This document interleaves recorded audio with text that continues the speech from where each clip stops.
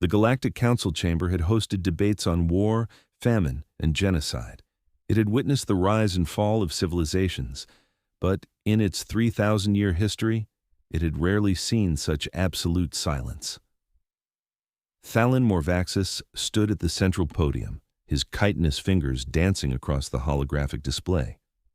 The Arxelian logistics expert was considered the finest mathematical mind in the council, capable of calculating fleet movements across 100 systems simultaneously. Today, his calculations brought only despair.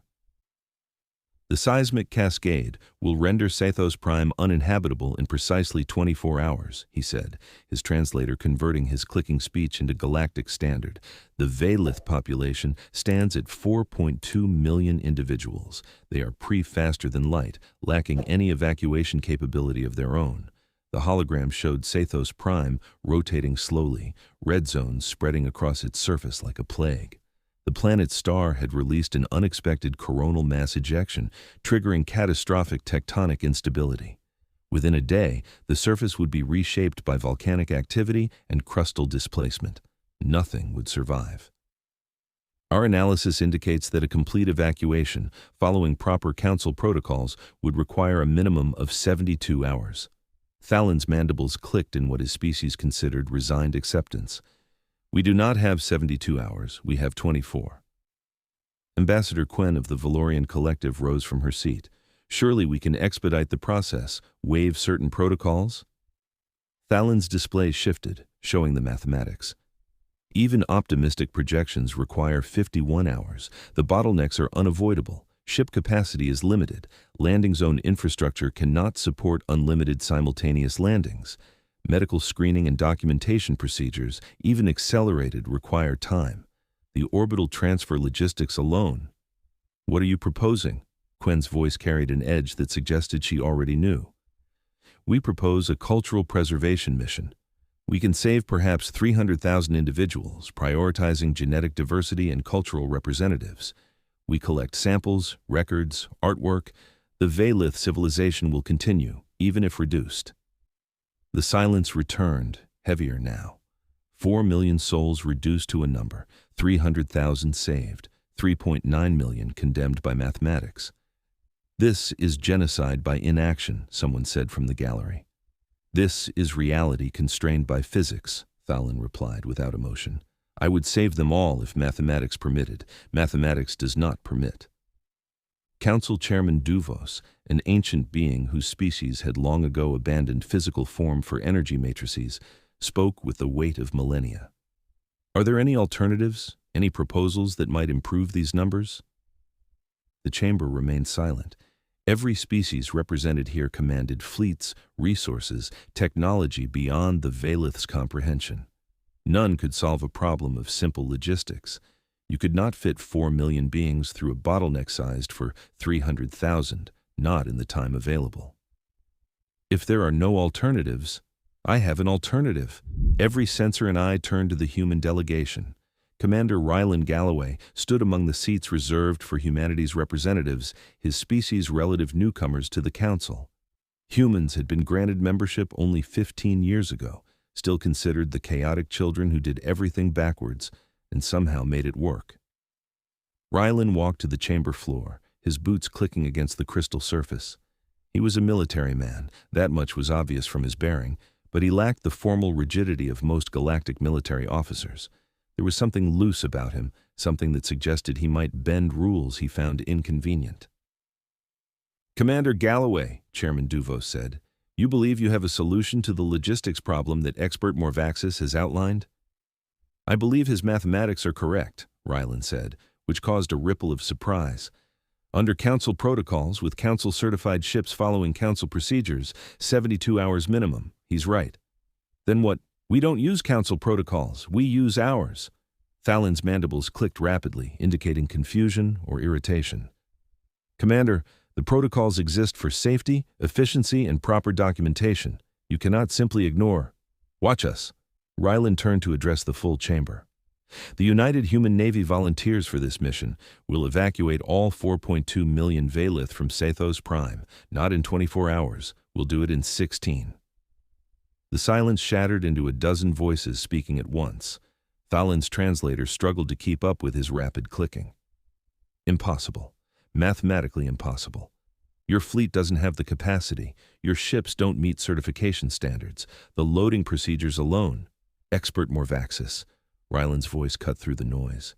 You've calculated what's possible under your protocols. I'm telling you what's achievable under ours. Give us authorization, stay out of our way, and we'll show you how humans handle impossible missions. Chairman Duvos raised a tendril for silence. This is an extraordinary claim, Commander. Can you provide evidence that humanity possesses the capability? No, Rylan said flatly. We've never done anything on this scale, but we're going to do it anyway, because the alternative is letting 4 million people die while we discuss proper documentation procedures. Ambassador Quen leaned forward. And if you fail? If your unconventional methods result in casualties, in chaos? Then we fail having tried everything, but we won't fail. Rylan met her eyes. I've never been good at accepting impossible. Neither has my species. The vote took 20 minutes. In the end, facing the choice between certain death for millions and uncertain success with the unpredictable humans, the Council authorized the mission. Thalin Morvaxis requested permission to observe, which Rylan granted. The Arxelian wanted to see where the humans' mathematics failed. He suspected he would be writing a paper on disaster response and hubris. He had no idea he would instead be rewriting every logistics protocol in the known galaxy. Rylan reached the UHNS Vanguard 2 hours after the Council vote.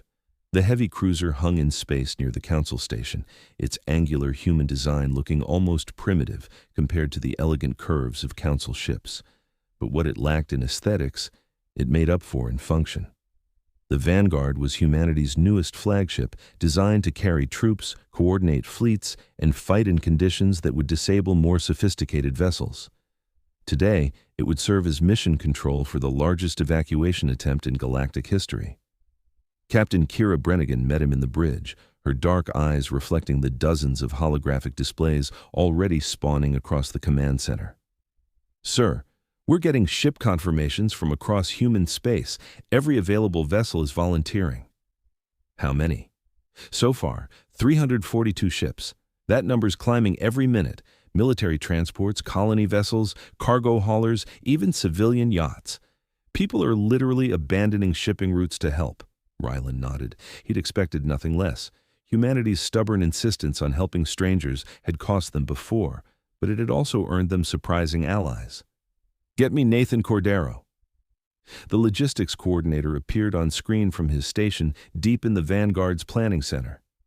Nathan looked like he hadn't slept in the 2 hours since the council meeting, which was probably accurate. His workspace was drowning in holographic calculations, ship manifests, and planetary survey data. Commander, I've been running numbers. Nathan's voice carried the manic energy of someone solving an impossible puzzle. Morvaxis's calculations were conservative, but accurate for council methods. We're going to have to break every rule they have. That's why we're doing this and they're not. Break it down for me. Nathan's display shifted, showing Sathos Prime. 4.2 million Veylith, 16-hour window. That's 260,500 evacuees per hour. 4,375 per minute, 72 people every second.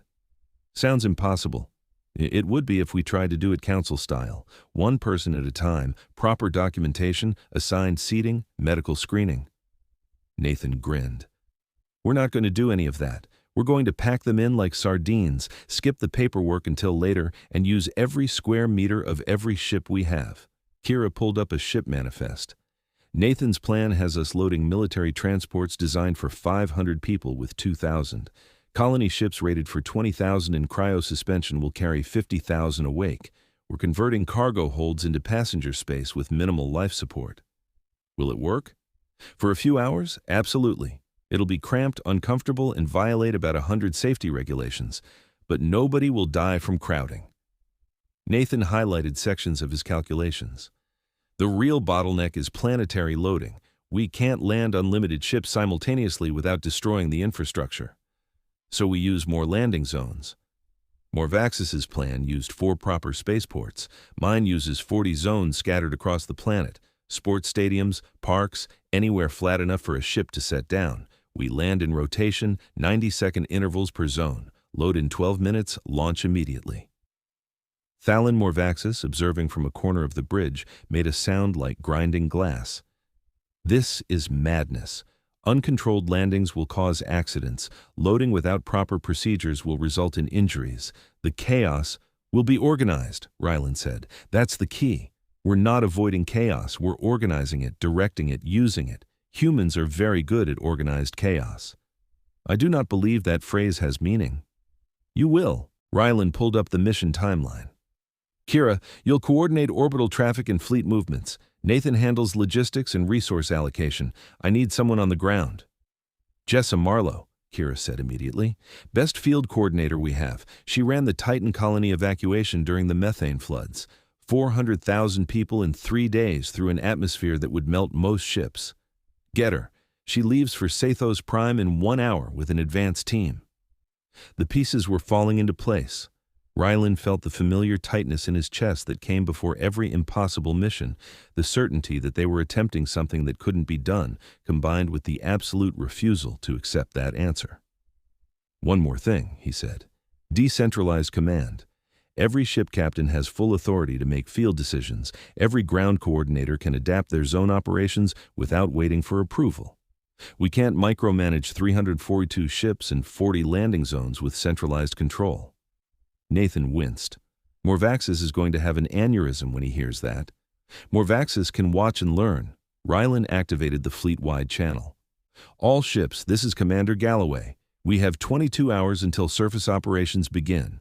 Use that time to prepare your ships for maximum capacity.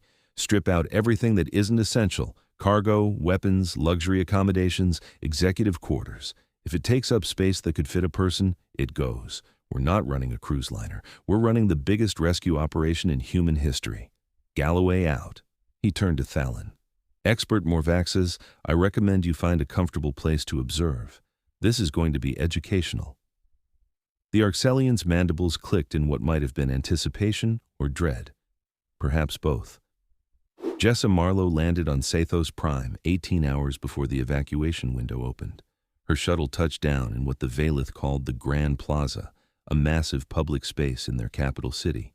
The Veylith themselves watched with a mixture of hope and fear as humans poured out of landing craft, carrying massive containers and equipment. Jessa was a short woman with scars on her hands from a dozen emergency operations. She'd run evacuations on collapsing space stations, failing colonies, and one memorable incident involving a cargo ship full of refugees and an engine that had 6 minutes before critical failure. She'd gotten everyone out with 40 seconds to spare. Today's mission made that look simple. Myris Valanthar, the Veylith planetary elder, approached with a delegation. The Veylith were bipedal, covered in fine scales that shifted color with their emotions. Currently, Myris was displaying deep blue patterns that Jessa's cultural database identified as worry mixed with desperate hope. Commander Marlowe, we are grateful for humanity's assistance, but we must be honest. Our people number over 4 million. The Council said evacuation was impossible. The Council runs evacuations by the book. Jessa pulled up a holographic display showing her deployment plan. We're going to write a new book. How fast can you spread information to your population? Our communication networks reach every settlement. Minutes, perhaps. Good. Tell everyone to gather at these 40 coordinates. Bring only what they can carry. Tell them ships will arrive in waves. Tell them to board quickly, find any open space, and hold on. It won't be comfortable, but they'll be alive. Myra studied the map, her scales rippling through colors. You're landing ships in the central arena? That's a sports facility, not a spaceport. Can a ship land there? Theoretically, but it's not designed. Then it's a spaceport today. Jessa turned to her team. Set up coordination centers at each landing zone. Link them into the network. I want real-time updates on loading progress, local conditions, and any problems. Remember, we're not following a fixed plan. We're adapting continuously. The humans moved with practiced efficiency, setting up equipment, deploying drones, establishing communication links. To Myris, they looked chaotic, talking over each other, changing positions, seemingly working without coordination. Yet somehow, the chaos resolved into a functioning operations center. You seem disorganized, Myris observed carefully, not wanting to offend. Jessa laughed. We're not disorganized, we're adaptive. Watch. She activated the command network. Across the planet, 39 other human coordinators were setting up similar operations. Each had autonomy to run their zone as they saw fit, but all fed data into a central network that Nathan Cordero monitored from orbit. This is Marlowe. Sound off! 40 voices responded in rapid succession, calling out zone numbers and status updates. To Myris, it sounded like chaos. To Jessa, it was music. All zones are green. Nathan, we're ready for the fleet. From orbit, Nathan's voice crackled back. Fleet deployment begins in 10 hours. Get some sleep, Jessa. You'll need it. Sleep is for after we save 4 million people.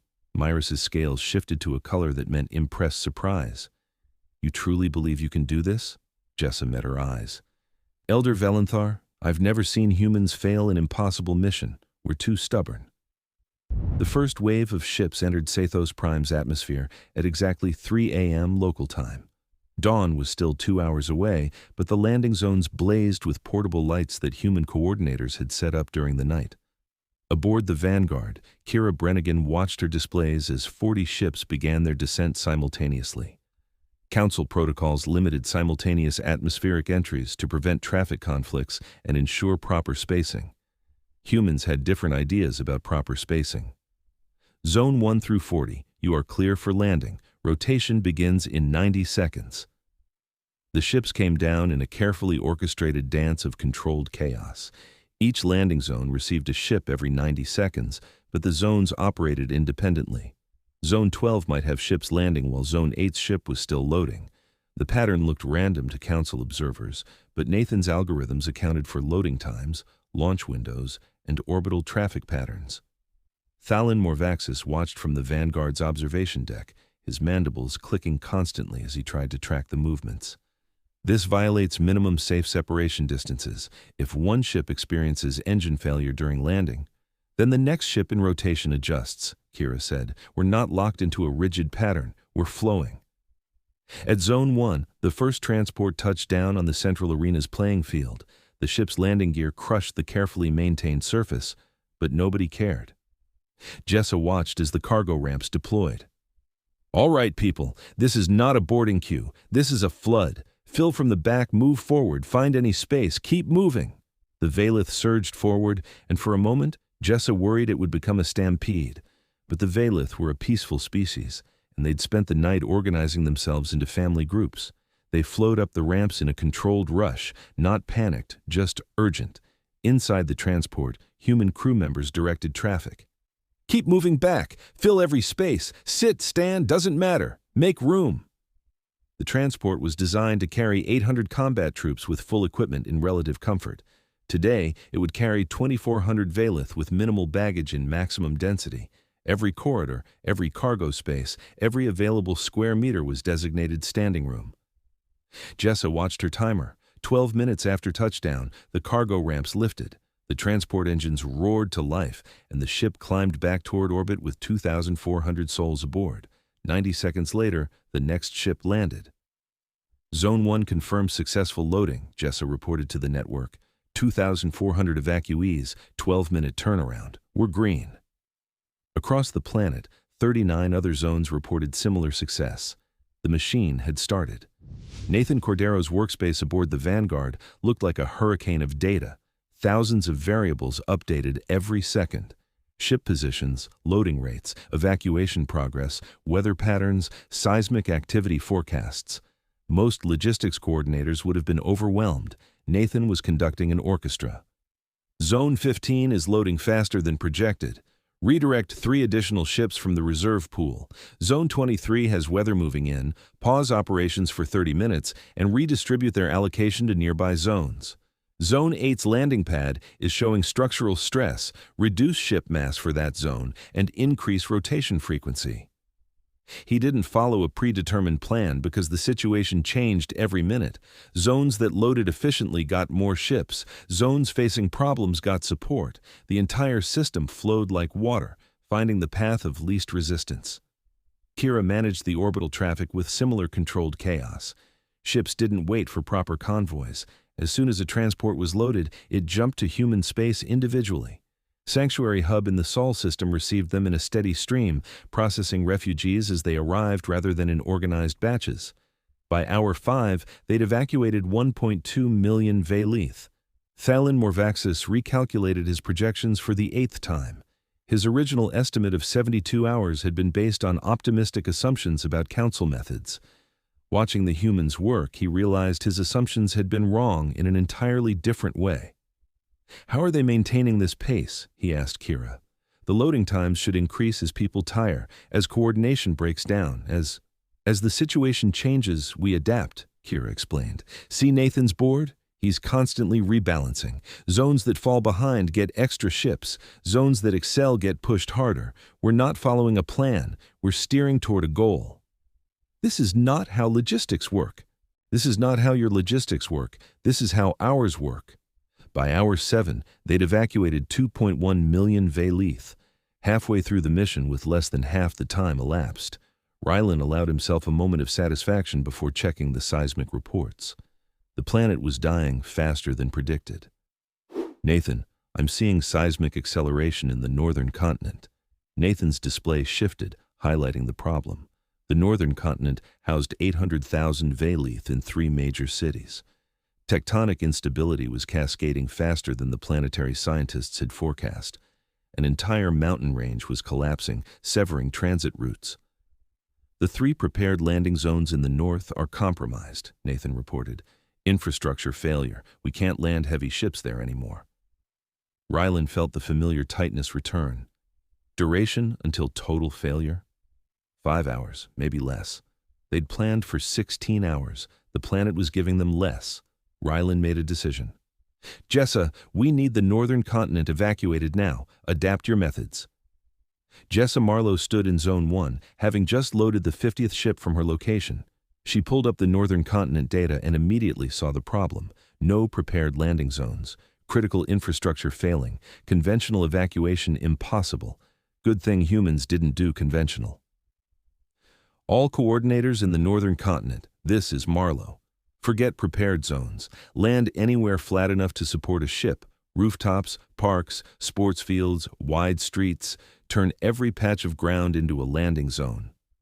"Jessa," one coordinator responded, "landing on unprepared surfaces could damage the ships." "Ships can be repaired. People can't. Do it." The northern evacuation became something unprecedented. Small craft, nimble and light, made rapid runs into the cities. They landed on building tops never designed to bear such weight, loaded whoever reached them first, and blasted off before the structures could collapse. A cargo hauler set down in a riverbed, its landing gear sinking into mud, loaded 200 Veylith in 6 minutes, and took off before the banks eroded.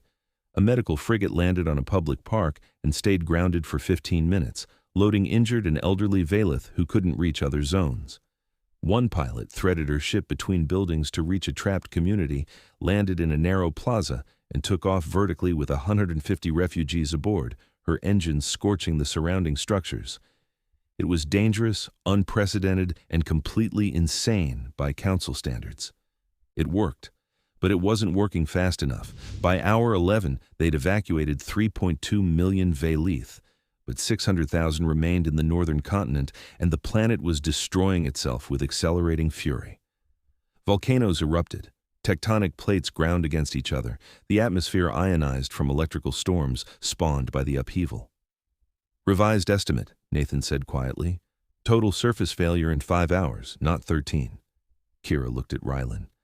"We need something dramatic." Rylan studied the tactical display. The Vanguard hung in high orbit, coordinating operations. It was a military vessel, a heavy cruiser designed for fleet command and combat. It had never entered atmosphere and wasn't designed to. "How low can we take the Vanguard?" Kira's eyes widened. "Sir, she's not an atmospheric ship. The mass, the structural stress. I didn't ask if it was a good idea. I asked how low we can go." Kira ran calculations. "Low orbital, maybe 120 kilometers. Any lower and we risk structural failure." "But sir, what would that accomplish?" "We turn the Vanguard into a staging platform. Small craft ferry refugees up from the surface, transfer them to larger ships in higher orbit. We bypass the need for heavy ships to attempt dangerous landings. Thalin Morvax's made a sound like shattering crystals. You would risk your flagship, your command vessel, for 600,000 people? Yes. Rylan opened the fleet-wide channel. All ships, emergency redeployment. Small craft, converge on northern continent. Make rapid runs. Load anyone you can reach. Ferry them to the Vanguard's temporary position. Heavy transports. Maintain high orbit and receive transfers. We're going to empty the northern continent in the next 4 hours. Kira began the orbital descent. The Vanguard shuddered as it dropped into the upper atmosphere, its mass creating drag that the ship's design had never anticipated. Warning klaxons wailed until Kira silenced them. The hull temperature climbed. Structural supports groaned under unprecedented stress. 130 kilometers, Kira reported. 125, 120, holding position. The Vanguard hung in the lowest orbital zone it could maintain, becoming a massive transfer station.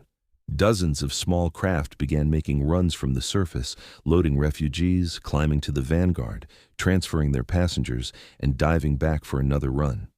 It was a logistics nightmare. It was also brilliant. By hour 13, they'd evacuated another 400,000 Veylith from the northern continent, but 200,000 remained scattered across the collapsing cities, and the planet was giving its final death throes.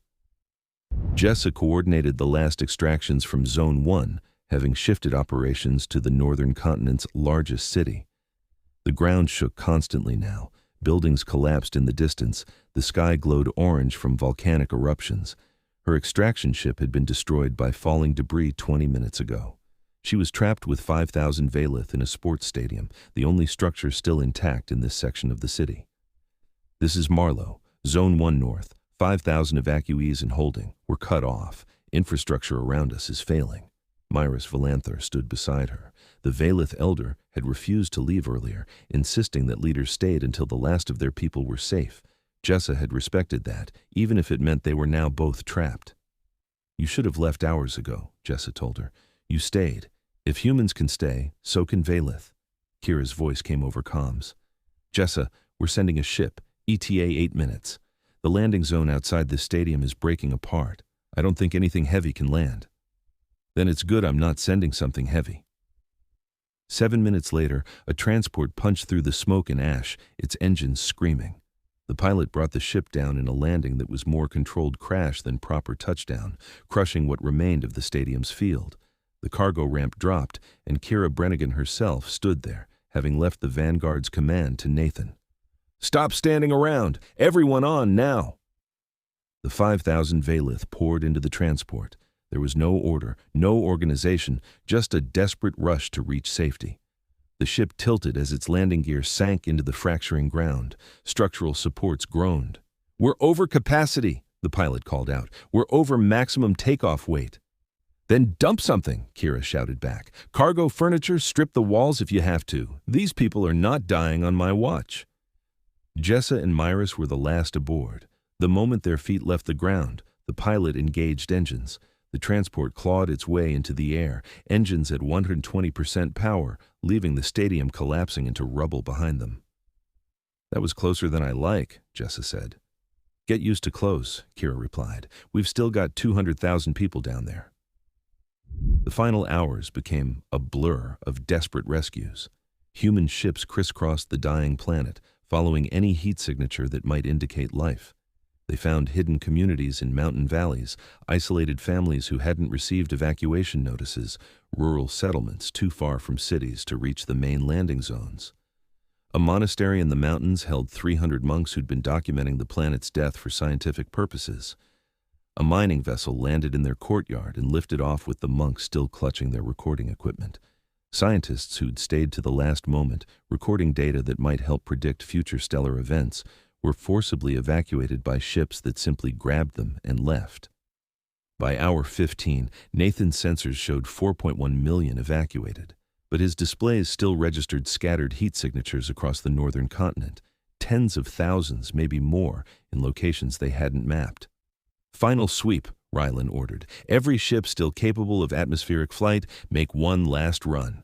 follow any signature that could be life. The atmosphere was a nightmare now. Volcanic ash choked the air. Lightning storms created electrical interference that disrupted sensors. Ships flew through conditions that would have grounded any council vessel. Human pilots pushed forward anyway. At hour 15 and 30 minutes, Jessa made one last sensor sweep from her shuttle. She'd been in the air for 12 hours straight, coordinating ground operations and then joining the final extraction efforts. Her ship's sensors picked up a heat signature in a collapsed valley. "This is Marlowe. I've got survivors in grid reference 45 to 28, going in." "Jessa, that valley is unstable," Nathan warned. "Seismic activity is off the charts." "Then I'd better hurry." She found 200 Veylith sheltering in a natural cave formation, cut off from civilization by landslides.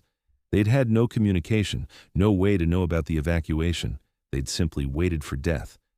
Instead, they got a human pilot who landed in a space barely large enough for her shuttle, loaded them aboard, and took off as the cave mouth collapsed behind them. At hour 15 and 45 minutes, Rylan issued the final call. "All remaining ships, this is Galloway. Last extraction. If you're still groundside, leave now. Planet is at critical failure." 3 ships remained on the surface. A cargo hauler loading the last group from a dying city. A medical frigate retrieving injured Veylith from a collapsed hospital. And Jessa Marlowe's command shuttle doing one absolute final sensor sweep. The cargo hauler's engines flamed out from volcanic ash as it lifted off. The pilot switched to emergency thrusters, gliding on auxiliary power to reach orbital velocity. The ship made it with power reserves at 2%. The medical frigate lost its shields to lightning strikes but maintained structural integrity. It limped into orbit trailing smoke but with all passengers alive. Jessa's shuttle was the last to leave. She'd found a family of 4 hiding in a basement, too terrified to emerge during earlier evacuations. She loaded them aboard and launched as the ground beneath her landing site liquefied into lava. Her timer read 15 hours and 58 minutes when she cleared the atmosphere. At hour 16 and 3 minutes, Sathos Prime's surface underwent catastrophic reconstruction. Volcanic flows reshaped entire continents. Tectonic plates buckled and reformed. The planet that had been home to the Veylith civilization for 10,000 years became an uninhabitable hell in less than 30 minutes. But it was empty. Nathan Cordero ran his final count 3 times, checking and rechecking the numbers against population databases, city records, and sensor sweeps. His hands shook slightly as he opened the fleet-wide channel. Mission complete. Final evacuation count, 4,237 as of Veylith, 0 casualties. Total evacuation time, 15 hours, 58 minutes. The channel erupted in cheers from 342 ships scattered across local space. Crews who'd worked themselves to exhaustion, pilots who'd flown through hell, coordinators who'd orchestrated organized chaos, all celebrated together. Thalin Morvaxes stood in the Vanguard's observation deck, staring at the numbers displayed on his personal terminal. He ran the calculations again, then a 4th time. "This should not have been possible," he said to no one in particular. Kira Brennigan, back at her station after her dramatic rescue, heard him. "But it happened anyway. That's the thing about impossible. It's just a word." The Galactic Council chamber convened in emergency session exactly 1 standard week after the mission's completion. The Veylith refugees had been temporarily settled in human space, primarily in the Sol system and 3 colony worlds that had volunteered housing facilities. Rylan Galloway stood before the council once more, but the atmosphere had changed. Where before there had been skepticism, now there was something like awe mixed with confusion. Chairman Duvos spoke first. "Commander Galloway, the Council has reviewed the data from the Sathos Prime evacuation. We must acknowledge that humanity accomplished what our best experts declared impossible. We would understand how." Rylan glanced at Thalin Morvaxes, who sat in the expert witness section looking like an Arxelian who'd had his understanding of mathematics fundamentally shaken. "Expert Morvaxes calculated the maximum capacity of council ships under your regulations. We calculated the minimum space a person needs to survive for a few hours. That's different mathematics." "You violated numerous safety protocols," Ambassador Quinn observed. "We did. And nobody died. Council protocols are designed for routine operations.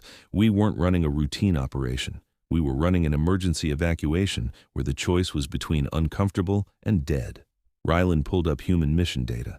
Your protocols prioritize perfection. Ours prioritize people. Thalin Morvaxis stood, his mandibles clicking slowly. Commander, I must ask, from a logistics perspective, your operation should have collapsed into chaos. Decentralized command, constantly changing plans, ships operating beyond rated capacity, landing in unprepared zones. Every projection suggested catastrophic failure. Yet, you succeeded. How? Rylan considered the question. Because we planned for chaos, and we didn't try to eliminate it or control it perfectly. We organized it, directed it, used it. Rigid plans break when circumstances change. Flexible approaches adapt. You calculated the perfect evacuation. We executed the necessary one. But the mathematics were correct for the problem you were solving. You asked, how many people can we evacuate following proper protocols in the available time? The answer was 300,000. We asked a different question. How do we evacuate 4 million people in 16 hours? Then, we found a way to make it possible. Chairman Duvos leaned forward. What you describe is not logistics. It is improvisation on a massive scale. With respect, Chairman, it's both. Nathan Cordero ran incredibly complex logistics calculations every second, but he wasn't locked into a predetermined plan. He conducted the operation in real time, adapting to 1,000 variables simultaneously. Kira Brennigan managed orbital traffic that would give Council controllers nightmares, but she did it dynamically, not statically. Jessa Marlowe coordinated ground operations that changed minute by minute. They improvised within a framework of excellent logistics. Thalin stood again. Commander Galloway, I must make a confession. I was wrong. Not about my mathematics, those were correct. I was wrong about what mathematics matter. You did not evacuate 4 million people efficiently within existing protocols. You evacuated 4 million people. The efficiency, the protocols, they were secondary to the objective. That's exactly right, Expert Morvaxis. The Arxelian scales shifted color in what his species considered deep thought. I'm drafting a complete revision of Council emergency response protocols. I would request human consultation. We'd be honored. Ambassador Quen asked the question hovering in many minds. Commander, where will the Veylith go? They are 4 million refugees without a world. That's up to them, but they're welcome in human space for as long as they need. If they want permanent settlement, we'll find room. The galaxy's a big place. The Council session concluded with formal thanks and official documentation, but the real conversation happened afterward in the station's observation deck, where Myris Valanthar found Rylan watching the stars. Commander Galloway, I wanted to thank you personally on behalf of my people. You already did, Elder Valanthar, several times. Then I want to ask a question. Why did you do it? Why risk so much for strangers? Myris's scales shifted through colors, seeking understanding. The Council said it was impossible. Your own people had never attempted anything on this scale. You could have saved a few 100,000 and been celebrated as heroes. Why demand all 4 million? Rylan was quiet for a moment, staring at the distant stars where Sathos Prime had once orbited. Because someone has to give a damn. The universe is full of species that calculate costs and benefits, that make rational decisions about acceptable losses. Someone has to be irrational enough to say that 4 million lives are worth bending every rule, breaking every protocol, and risking everything. He looked at her. Might as well be us. Myris's scales shifted to a color that meant deep gratitude mixed with something like wonder. The Veylith have decided. We would like to settle in human space if the offer remains genuine. We wish to learn from the species that refuse to accept impossible. The offer is genuine. Welcome to the neighborhood. 3 months later, a Veylith settlement took shape on a human colony world called New Horizon. Veylith architecture, all curved lines and organic shapes, began blending with the more angular human structures. Children of both species played together in parks that mixed design philosophies. Myris walked through the settlement with Rylan, who'd come to check on the integration progress. Construction drones worked alongside Veylith and human laborers, building a community center that would serve both species. "We are adapting well," Myra said. "Your people have been generous. You're neighbors now. That's how neighbors behave." At the settlement center, workers were constructing a monument. It would commemorate the evacuation, honor those who'd made it possible, and serve as a reminder of the day 4 million people learned that impossible was just a word. Rylan watched the construction for a moment, then prepared to leave. He had other missions, other impossible tasks that needed a stubborn human to attempt them. As his shuttle lifted off, Myra stood beside the growing monument, her scales displaying colors of hope and gratitude. The Veylith had lost their world, but found something unexpected. A place among beings who measured success not by efficiency or protocols, but by a simpler metric. How many people did we save? All of them.